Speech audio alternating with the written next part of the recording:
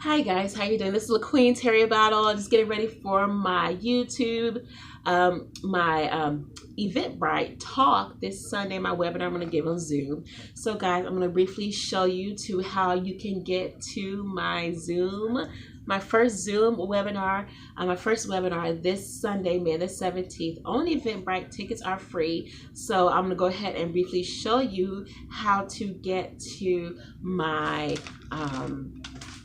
Zoom my Zoom channel right here. So pretty much this is pretty much it. All you have to do is just here is my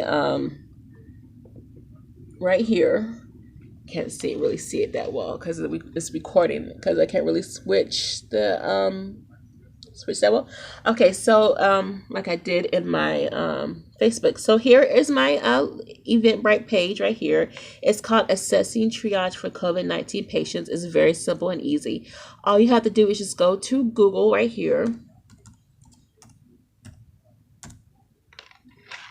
All you have to do is go to Google right here, and then type in my name.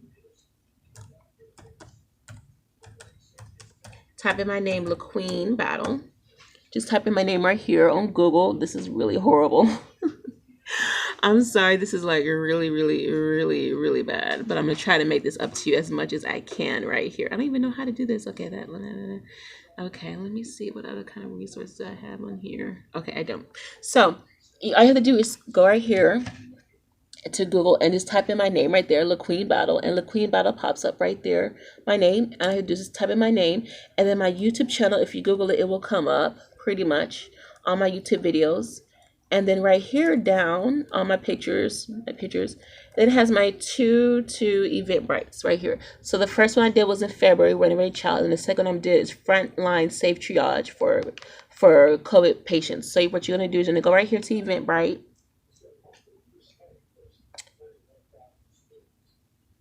And then it's gonna pop up my channel, and it says right here, it says tickets are free.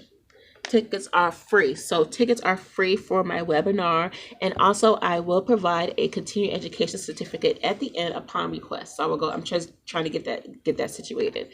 So here is my Eventbrite page. All you have to do is go right here to register, and the tickets are free. Go right here to register. The tickets are free, and it will show you how to register. And I have 19 remaining. Okay, so just go there and register for my Eventbrite page, okay? And so pretty much what I'm doing is I'm doing research. I've been doing trainings.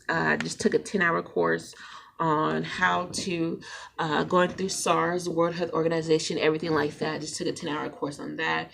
That was really interesting, everything like that as well. Blah, blah, blah, shakala. Okay, so the World Health Organization has their particular requirements as verified by medical professionals all around the world for a whole time, from pandemics to epidemics, from Ebola to SARS to the chicken flu to the swine flu to the bird flu. This is nothing new. This coronavirus, COVID-19, whatever it is, COVID-18, COVID-21, COVID-1, COVID-2. This is nothing new. This has been in motion for a long, long, long time. I love my hair doing the Iyanla thing. So cute. It's so cute. So this has been in existence for a long time. This is completely nothing new. Nothing new. So what they have to do is they have to come together as a medical community through the World Health Organization and have to provide trainings to people in India, to people in Africa, to people in South America, all around the world, and over 100 different languages, letting them know, okay, so these are the resources that we used in the past. How can we use these resources to help combat any other future illnesses any other future illnesses that may occur, eventually. So what the World Health Organization does is it compiles together information from events in the past. It puts together all these events in the past, all these doctors, every single training, every single PowerPoint has over 20 doctors that come together and that support the information that's being presented by the World Health Organization. So what that means, if a president does not support these institutions, that means he does not support the doctors and the medical community and the staff that is behind these institutions for eradication of infectious diseases all around the world.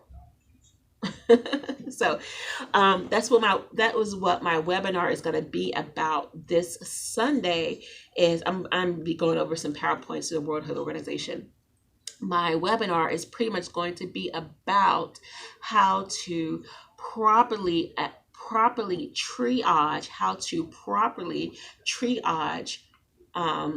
COVID-19 patients, okay? Because this is how it works. And I did explain this on my Facebook. Check me out on Facebook and LinkedIn and Twitter as well. Same handle, LaQueen Battle. I should really change my name. So this is how it works. And President Trump, our current president, commander-in-chief, he is a businessman. He graduated from Wharton Business School, one of the high prestigious Ivy League schools all around the world, and he should know how real estate works and he should know how business works. So I do apologize the way that he did talk to the Asian reporter, she's just Asian American, period. That was really weird for him to say that. So he's a businessman. President Trump is a businessman. He should know how this works. It's called supply and demand. Okay, so this is how the population works, okay? So the U.S. population, the demand increases right here. The demand increases. The demand for PPE gear, the demand for masks, the demand, it gets higher and higher every single day. The demand gets higher. So the demand gets higher for masks. The demand gets higher for flashlights. The demand gets higher for milk. The demand gets higher for fruit. So you have fruit, you have food. The demand gets higher. It gets higher. It's, as well as United States staples, the demand gets higher and higher. So as the demand right here for these staples, these American staples, gets higher and higher, that means the supply goes lower and lower, because the supply is not able to meet up with that demand right here. That supply is not able to meet up with that demand. And I learned this, thank you, Dr. Amlan Mitra from Purdue University Northwest in Hammond, Indiana. Thank you, Dr. Mitra. So this is how it works, okay? So as the demand gets higher, there's not enough supply to reach that demand. So therefore, the economy of whatever country represents, whether it's the economy of a poor country in Latin America or an African country, or Indonesia, or wherever it is, or if it's in the Middle East or whatever, this demand has to meet the supply. The supply has to meet the demand. And so usually what happens is the demand and the supply have an equal point right here. They have an equal point, an equilibrium point right here. There's always an equilibrium point. And so when the supply meets the demand, this right here is that equilibrium point.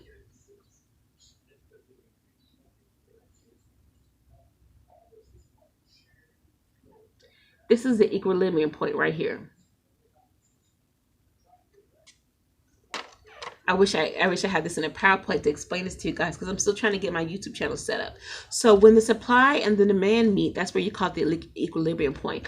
And usually what happens is when there is enough supply to meet demand, usually most of the time what happens is there has to be something created by science or created by technology. Usually technology is created in order to meet that supply and that demand. So there has to be new technology created in order to establish for U.S. economies to be in production, to be existent, to continue. Hi, how are you? To continue to exist. This fruit. This fruit. Is that you? Yeah, this is me. I can put. Is that you with the books in the bathroom? Oh, I can move those. Yeah, I can move those. Sorry. You gotta wait till you get it moving to your own place. Yes, ma'am. To do all that stuff. So usually the demand and the supply must meet together and must establish equilibrium at the same time. So usually what's created when the supply and demand meet, that means there has to be technology created in order to make the lines equal. So usually a technology is created, or something changes in the world, or there is an invention right here to make sure that this changes right here. So yeah, that's what I was telling you about. I don't exaggerate. So right here, it has to be an invention or science right here to make sure that that supply is able to meet up with that demand right here. But I mean, it turns into a science. It has to be. Really. It has to I'm not be exaggerating. technology invented right here to make sure that curve is at equal point. That curve, there's points right here, and it has to be at an equal point right here. Whatever. I don't know. So that's how it works. And they're both businessmen. They're both professional men. Our current commander-in-chief, he's a businessman. He should know how it works. If the economy, excuse me, I have family in the background. If the economy is not able to meet basic staples of the U.S. economy, of the U.S. government, then you have to figure out a way how to make this, how to put this into production. These are pretty much basic staples. You have basic staples of milk. Milk is a basic staple. Milk, eggs, meat, bacon, turkey, beef. Beef is a U.S. staple. Milk is a U.S. staple. The U.S. economy cannot go on without milk. Fruit is a U.S. staple. The U.S. economy cannot go on without fruit. Coffee is a staple. The U.S. economy cannot go on without coffee. So therefore, these have to be established right here in order to put it into production for the U.S. economy to meet the values. That's how it works. Yes, ma'am. Does that work? Yeah, it works. Yes. I mean, I'm talking about, is that work, employment? Yes, ma'am. Mm-hmm. Okay, because you can't. People come in here to read. Uh-huh. They come in here to watch TV. Okay. They come in here because this is very distracting. Oh, For okay. people's quietness. Okay. Come in here with. So I'll give me like 5 minutes. Okay. Yes, ma'am. So that's pretty much how it works. Right here, the supply has to be able to meet the demand. And see. You have to make sure that that's established right here. That's gonna be an event. Okay, so I mean they're both businessmen. They both should know how that works. They both should know how that's established. And so pretty much you have to just keep it in flow. That's how the economy works. So you have things like the Wall Street Journal, the Boston Herald. How long has it been here? I just put there yesterday, and then you have It can't stay long. you have the Financial Times as well. Both of these are pretty much old papers, very old papers. At the same time, though, the U.S. economy has been in flow and motion for years and years and years. It's been through World War I. It's been through depressions. It's been through wars. It's been through worse than that. At the same time, though, it's always been in flow, always been in motion. So you cannot stop an economy. You cannot stop a state, its resources. Governor Andrew Cuomo, you cannot stop the establishment of your state, the production of your state, and just allow 100% of the resources to go to coronavirus research. It has to be 80-20. You have to have 80% of your resources to go to coronavirus research, to go to the administration of hospitals. At the same time, you have to allow 20, 30%, at least 15% of the rest of the state's resources to go to regular administration of hospital in motion. You have to keep it in flow. You have to keep it in motion. That's how it works. That's how it's established. That's the only way you can keep it in flow and motion. You have to keep it balanced. That's the only way to make it work.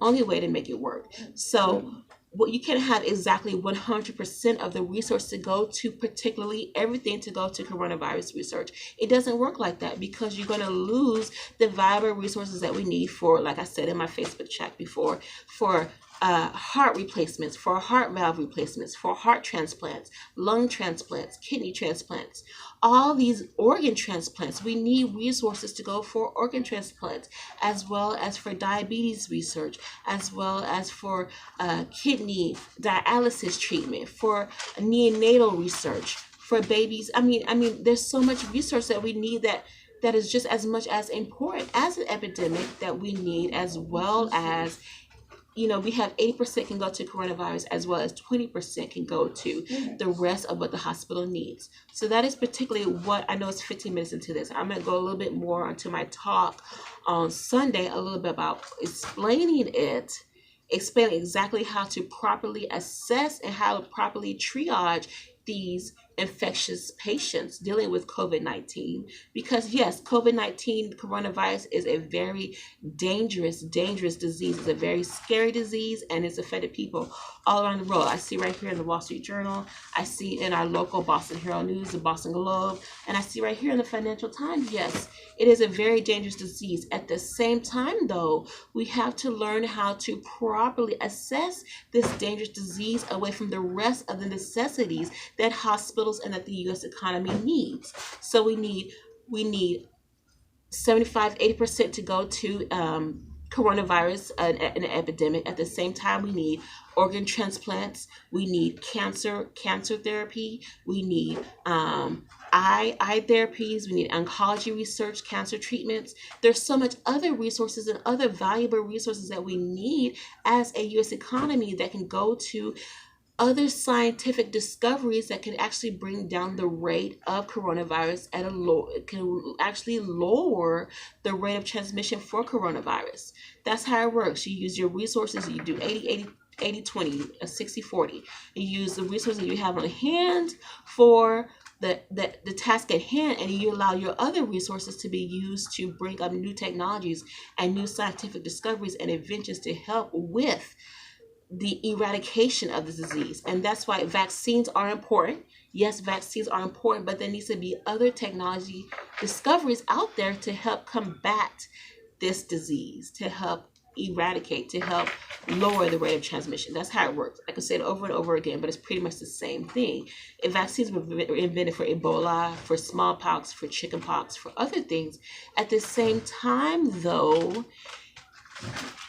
there was other discoveries out there that helped lower the rate of transmission, and these scientific discoveries helped bring that into balance. Right here, it helped bring it into balance. Have a little chart. If they don't eat this, if this ain't going. It helped lower, bring that into balance right there. That's how it works. That's how it works. And so we've got to learn how to keep this in motion, keep this in flow. That's the only way it's going to work. And so pretty much I do have a talk about that on Sunday about how to properly assess, triage COVID-19 patients. There's a lot of work to do. This is only the first part of it, and I still have a lot more to do on this talk. Get out there, apply to nursing school, get out there, go to graduate school, do a lot more out there that needs to be done. So this is only the first part. This is again LaQueen Terry Battle. Check me out on Facebook, LinkedIn, and Twitter as well. So as well as Eventbrite, it's going to be this Sunday, May the 17th from 7 to 9 o'clock. I hope you guys are interested. The tickets are free, and yes, there will be a certificate of completion established at the end of the training. So thank you so much, guys. LaQueen Terry Battle. Much love and appreciation to you guys. Very supportive. Keep me in your thoughts and prayers. And check me out on Eventbrite one more time. It's going to be this Sunday, May the 17th. And this is only the first part, okay? May the 17th. All right? So you guys have a good one. Much love and appreciation to you as well, okay? Thank you so much. Keep me in your thoughts and prayers. And this is only the first part. All right. God bless.